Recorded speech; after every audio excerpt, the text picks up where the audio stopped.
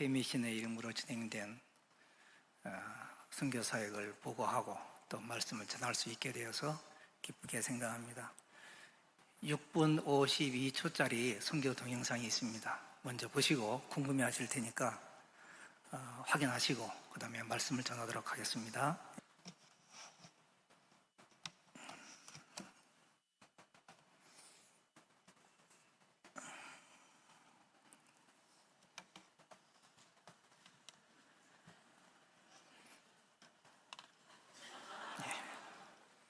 각도가 안 맞아서 이 모든 일들을 통하여 우리 하나님께서 영광 받으시기를 원합니다.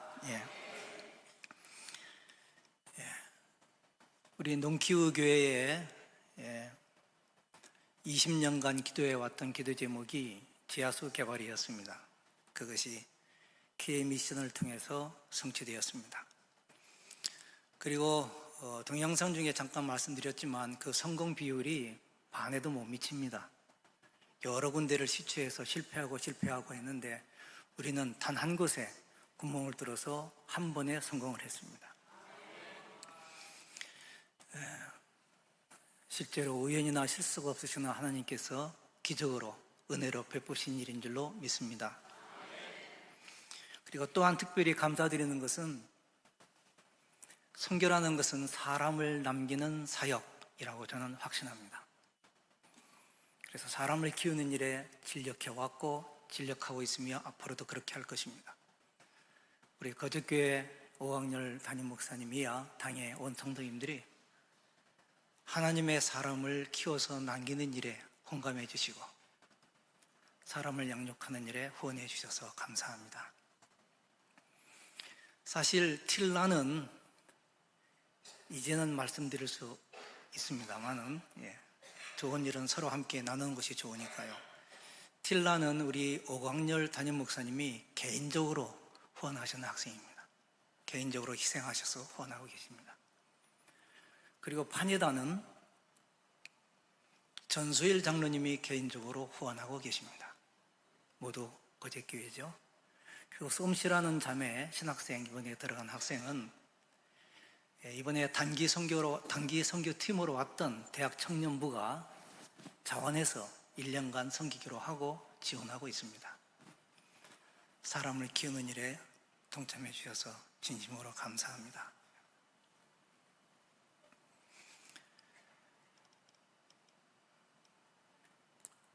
오늘 우리가 읽은 본문 말씀은 사도 요한께서 하신 말씀입니다.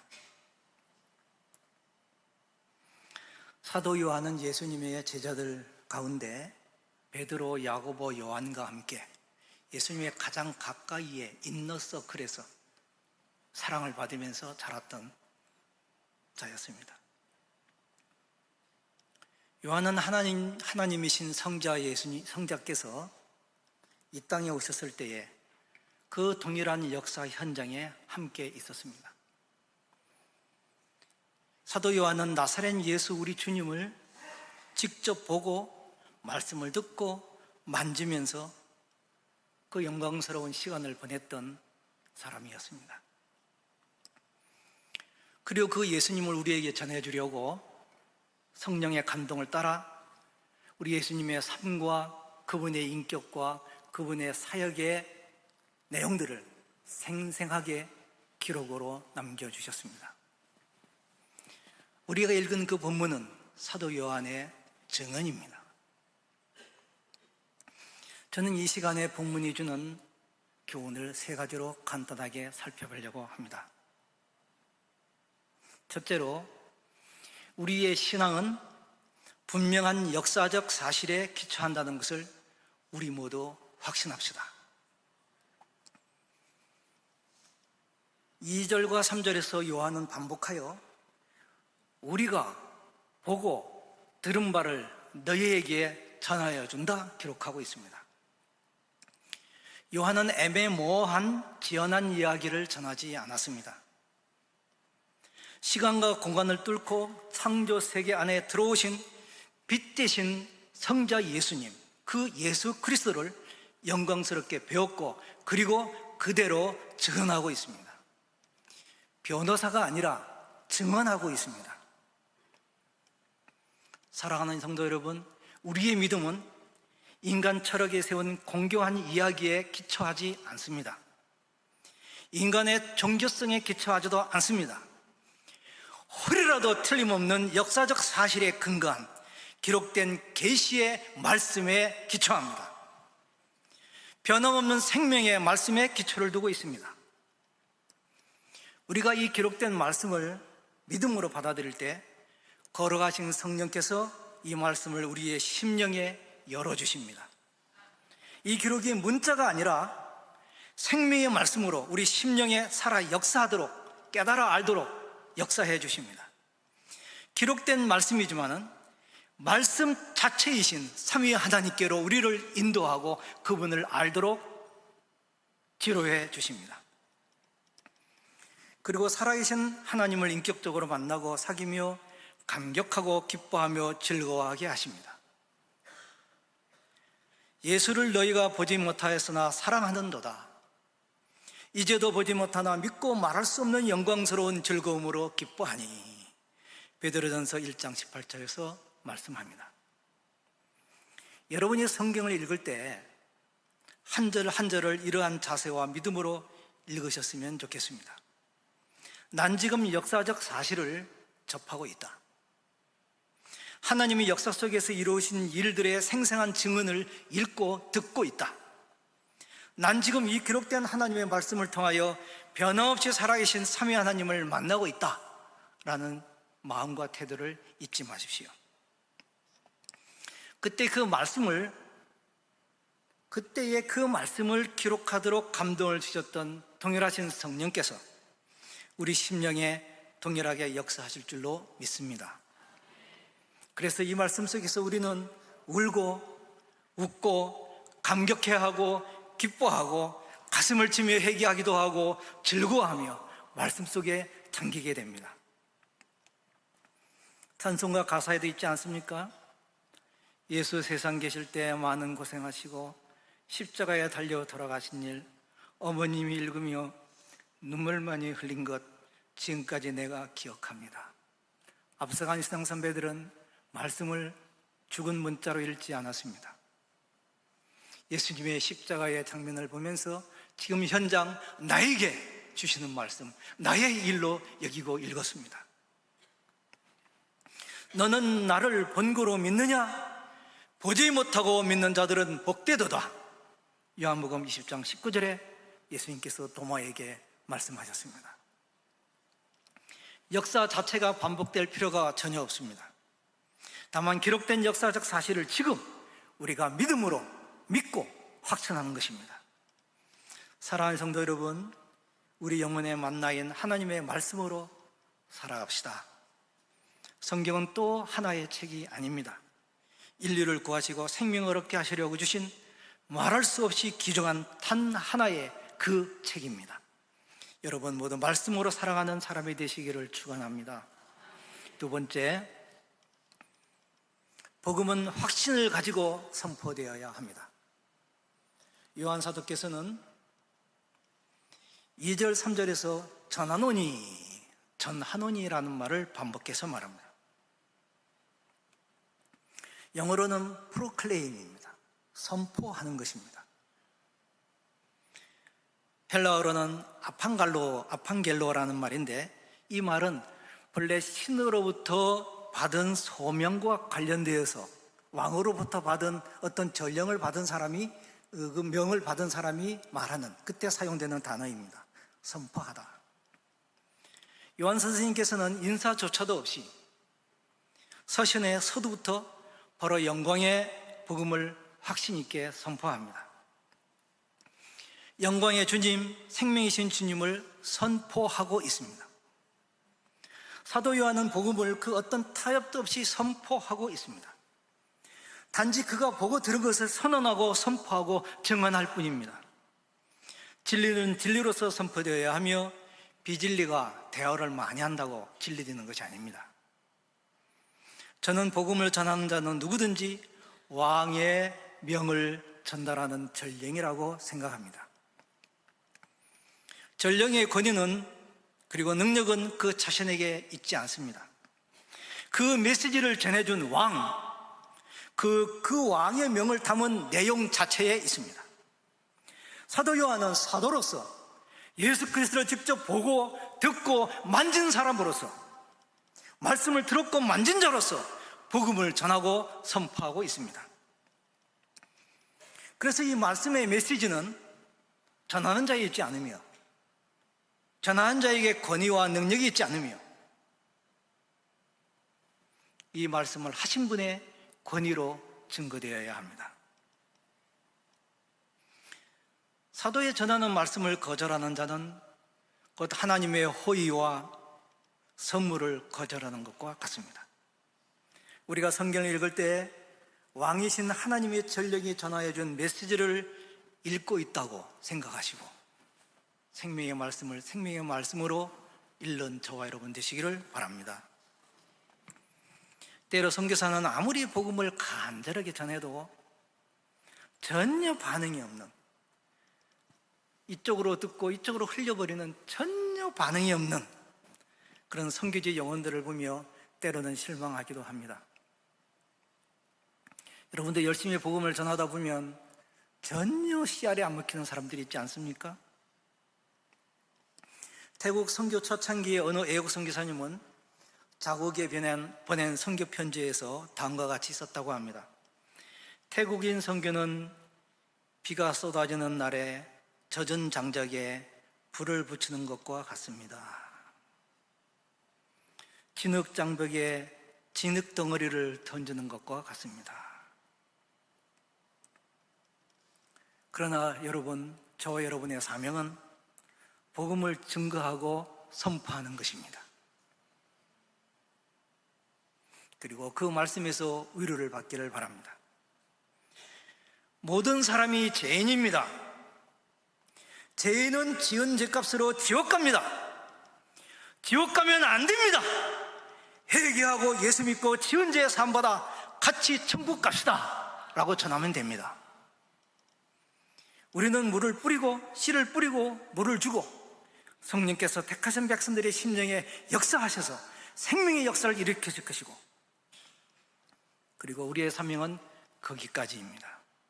여러분께서도 하나님의 전령이 되셔서 열심히 예수 복음 선포하는 사명자가 되시기를 주의 이름으로 축원합니다. 세 번째,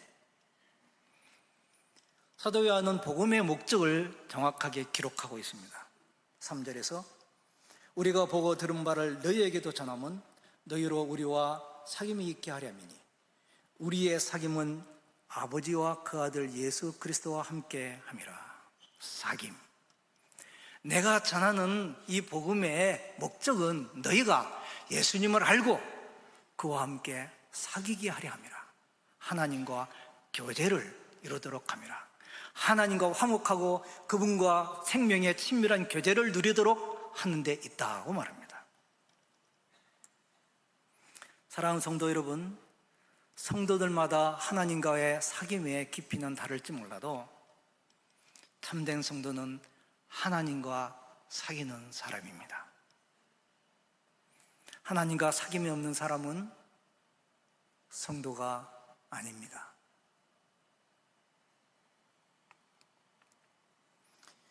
사도 요한이 증거하는 복음의 목적이 우리를 위해 죽으시고 부활하시고 살아계신 주님과 함께 그 주님께로 인도하여 그분과 함께 복된 사귐을 가지게 하려는 데 있다고 말합니다.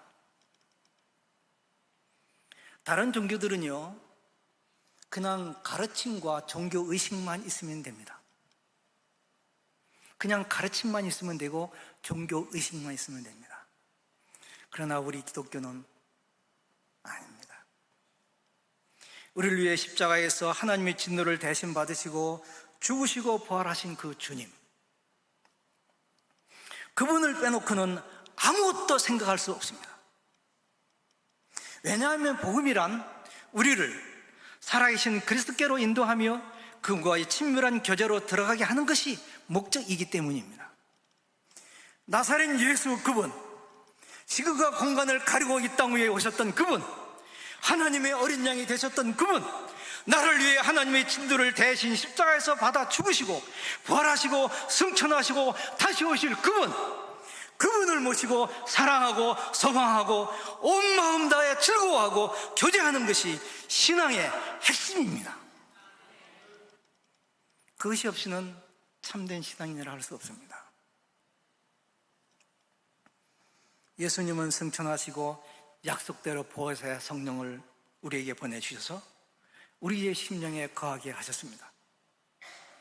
우리의 몸을 성전 삼고 거하시면서 우리와 함께 거하십니다. 주님께서는 우리의 심장의 박동보다 더 가까이 계십니다. 이 주님의 임재하심을 날마다 체험하며 살아가는 저 여러분 되십시다. 하나님은 저 멀리 계시지 않습니다. 우리의 전후 좌우를 들어오고 계시며 우리와 함께 거하십니다. 에덴 동산에서 인간에게 주셨던 축복의 본질이 무엇인가요? 주님과의 교제입니다. 하나님의 사람을 왜 만드셨습니까? 인간과 사랑의 교제를 나누기 위해서였습니다. 그것을 상실했을 때에 왜 예수님을 준비하시고 구속의 역사를 시작하셨습니까? 죄인들과 교제를 회복하시기 위함입니다. 인생의 목적이 하나님을 영화롭게 하고 그분을 즐거워하는 것입니다. 여호와를 기뻐하는 것이 너희의 힘이니라. 느헤미야 8장 10절에서 말씀하셨습니다. 영생의 본질이 무엇입니까? 우리가 영생하는데 영생의 본질이 무엇입니까? 주님과의 생명의 친밀한 교제입니다. 유일하신 참 하나님과 그의 보내신 자 예수 그리스도를 아는 것이 영생입니다. 하나님을 알지 못하고 그와 사귐을 가질 수 없습니다.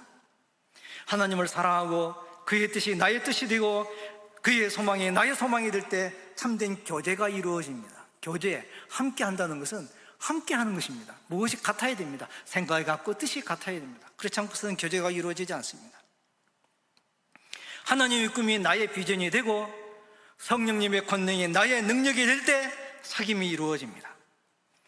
너희를 불러 그의 아들 예수 그리스도 우리 주로 더불어 교제케 하시는 하나님은 미쁘시도다. 고린도후서 1장 9절에서 말씀합니다. 에녹처럼 하나님과 동행한다는 것이 무엇입니까? 주님과 뜻이 하나 되어 교제한다는 뜻입니다. 어떻게 하나님과 동행할 수 있습니까? 그와 교제하면서 가능합니다. 사귐은 믿음으로 살아계시는 하나님과 함께 동행하는 것입니다. 보이지 않는 자를 보이는 것처럼 사랑하고 기뻐하고 즐거워하고 의지하고 순종하며 사는 것입니다. 믿음이 없이는 기쁘시게 못하나니 하나님께 나아가는 자는 반드시 그가 계신 것과 또한 그가 자기를 찾는 자들에게 상 주시는 자임을 믿어야 할지니라. 히브리서 11장 3절. 사랑하는 성도 여러분, 이 주님과의 사귐은 이 세상에서 천국까지 계속되는 것입니다. 우리가 중생하여 예수님을 인격적으로 아는 그 순간부터 이 사귐은 시작되었고 그 사귐은 더욱더 친밀해지고 깊어지며 마침내 영광의 주님을 친히 뵙고 사귐을 가질 것입니다. 주 예수 그리스도 안에서 만물이 새롭게 되고 새하늘과 새 땅이 임할 때에 그 사귐은 완성이 될 것입니다. 그때 창조의 목적이 성취되고 구속사의 장엄한 성취를 우리는 보게 될 것입니다. 말씀을 한 두 가지 적용하고 마치도록 하겠습니다. 사랑하는 성도 여러분, 여러분의 신앙생활에서 예수님과의 친밀한 사귐이 최종 목표가 되고 있습니까? 여러분은 하나님을 아십니까? 하나님과 교제하고 있습니까? 하나님과 동행하고 있습니까? 하나님의 나를 알듯이 나도 하나님을 안다고 고백할 수 있으십니까? 여러분, 정통 교리를 배우고 성경을 열심히 공부하고 예배에 열심히 참석하는 거 다 중요합니다. 그러나 그 모든 것의 결과와 방향이, 목적이 어디로 향하고 있습니까? 우리로 하여금 살아계신 아버지 하나님과 나를 위해 죽으시고 부활하시고 다시 오실 살아계신 예수님, 그 예수님과의 사귐의 관계로 깊이 나아가게 하지 않는다면 아무것도 아닙니다. 이 모든 것들은 모두 하나님을 더 잘 알고 더 가까이 하고 더 친밀하게 사귀는 자리로 나아가게 하는 도구일 뿐입니다. 사랑하는 성도 여러분, 우리에게는 하나님이 주시는 선물이나 축복보다 그분 자신이 더 중요하지 않습니까? 이스라엘 백성이 가나안으로 나아간들 여호와께서 그들과 함께하지 아니하시면 무슨 소용이 있었겠습니까? 이스라엘 백성들은 광야 40년을 통하여 마침내 깨달았습니다. 여호와 하나님, 가나안도 우리에게 중요하지 않습니다. 적과 꿀도 아무런 쓸모 없습니다. 전쟁에서 승리한들 무슨 소용이 있습니까? 우리는 당신이 필요합니다. 우리는 당신이 필요합니다. 여호와 하나님, 우리와 함께 해주십시오.